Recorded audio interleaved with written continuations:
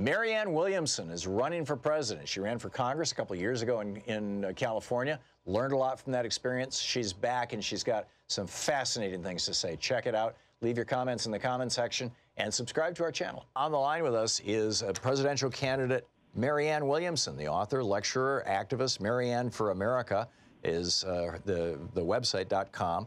You can tweet her at Mar Williamson, excuse me, M-A-R Williamson. She's just an absolutely wonderful and brilliant person and an old friend. And Marianne, welcome back to the program. Thank you so much. I feel the same way about you, although my website is Marianne 2020. Marianne 2020. Thank you very much. Yeah, that makes sense for the campaign, and thank you for that. So tell us, I mean, I know you've been traveling the country. You've been in Iowa. You've been a lot of other places. What are you hearing as you're traveling around the country? And B, how does that integrate with your campaign platform? What specifically are you running for president on? What are you campaigning on? Well, I've gone around the country talking about how very much we have swerved and deviated from the better angels of our nature, both governmentally and economically. And I certainly feel heard when I talk about that. I talk about the fact that short-term profit maximization for multinational corporations has not only corrupted our government to make that our bottom line, has not only corrupted our government, but has hijacked our value system. That this has gone on to such an extent that basically we have reverted to an aristocratic system, and that our generation has to do what other generations, not only other generations have done, but what our original founders had to do, which was decide, do you want to take a stand for democracy and repudiate aristocracy, or do you want to continue with an aristocratic situation? Because that's basically what has happened here. And I feel hurt, and I feel that my message that the traditional political conversation represents too narrow a container for the energies that we need to release at this time. If all you're talking about is fixing things on the outside, if all we're talking about is incremental change, if all we're talking about is dealing with the pain but not really challenging the forces that cause all that pain, all we're doing is delaying the catastrophe. And that it's time for a real uprising of consciousness that will lead to the kind of fundamental repair that is needed. Yeah, I feel hurt, and I feel energized, and I feel glad that we're doing this. That's great. And you feel heard, H-E-A-R-D, as in listened to. H-E-A-R-D. Right? Yeah. So you want to run through some policy specifics? Have you developed a platform? Sure, absolutely. It begins, of course, with the fact that an individual who doesn't care about other people is a sociopath. And so an economic system, the whole trickle-down canard, in which fiduciary responsibility to stockholders is placed before any sense, in fact, to the exclusion of any sense of moral or ethical responsibility to people and to planet, is a sociopathic economic system. Once people understand that, then we understand that it's a subtle form of tyranny, which makes all of these other things what they are, beginning with the fact that we have millions of American children who are living in chronic trauma, Tom. There are millions of American children who go to school every day in schools that don't even have the minimum safety standards in the buildings or the minimum school supplies necessary to teach a child to read. And if a child has not learned to read by the age of 8, the chances of their high school graduation is drastically diminished. The chances of their incarceration is drastically increased. I know you know all this. These neurologists tell us that the PTSD that is experienced by these children is no less severe than the PTSD of a returning Afghan or Iraq vet. In fact, it's not post-traumatic in their case, it's present trauma, because it's triggered and re-triggered every day.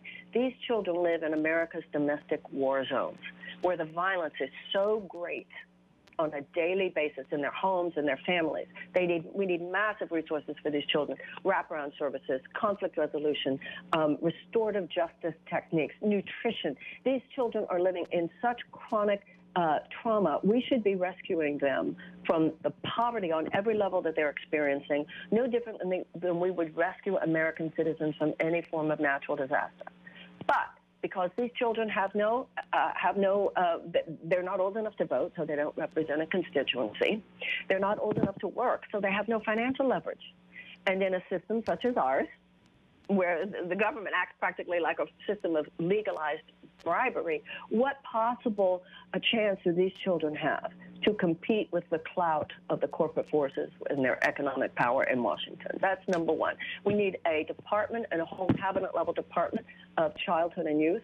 We need a completely massive realignment of our investments in the direction of children 10 years old and younger. I think that Americans, 40 years is long enough for the jury to be in. Our economic system has proven it has nothing to do with planning for economic good 10 years from now. All it is something which steals from the future for short-term profit in the present. So we need to have an economic system. If you want to plan for economic good 10 years from now, you take better care of your 10-year-olds today. We need to have, and for me, the whole idea of where financial abundance comes from is from unleashing the spirit of the American people. You know, we cap people's dreams, Tom, you know, starting with childhood. So there needs to be such an entirely different reframing of what it takes to create an abundant society 10 years from now, what it would take to create a peaceful planet 10 or 20 years from now, at a time and in a situation where, once again, you know, the current head of the Defense Department was a 30-year executive at Boeing. Our defense strategy has nothing to do with peace creation, does it? It's all about preparedness for war, all about short-term profit maximization for people such as Boeing, or not all about. But when you look at what actually wages peace, expanding economic opportunities for women, expanding educational opportunities for children, ameliorating unnecessary suffering wherever possible, because large groups of desperate people should be seen as a national security risk. This kind of shift into a robust partnership between defense, making sure we're prepared for war. We must have the best surgeon if, God forbid, we have to have surgery. But we want to create health in the body, and we want to create peace in the world. And that should happen not only robust humanitarian and diplomatic work on part of the State Department, but also a U.S. Department of Peace. We are living, and I know I'm not telling you anything you don't already know or that your listeners don't already know, but we are living at a time where our behavior is literally imperiling not only the future of our democracy, but quite possibly the future of life on Earth. Yeah, it's truly remarkable. Marianne2020 is .com is the website. We're talking with Marianne Williamson. Marianne, we have a little less than a minute left. How did you ran for Congress from California some years ago, and I'm sure you learned a lot from that campaign. Typically, that's what happens. How is that, you know, what are you applying to this campaign for president right now out of that?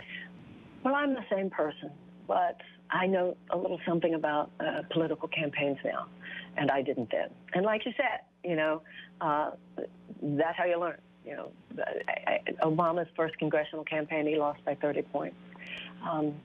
You can learn from failure. Lincoln too. From success, and yeah, well, so many times. Yeah. So hopefully, I have learned. But I'm the same woman. It's not that I've gotten any better or worse, but the country sure has gotten worse. Yeah, tragically. Marianne Williamson, the website, Marianne2020.com. I have that right? You do. I do. Okay, Thank great. You, Tom. Thank you, Marianne. You so much, honey. And you can tweet her at MAR Williamson is the Twitter handle as well. So check it out. Marianne Williamson running for President of the United States.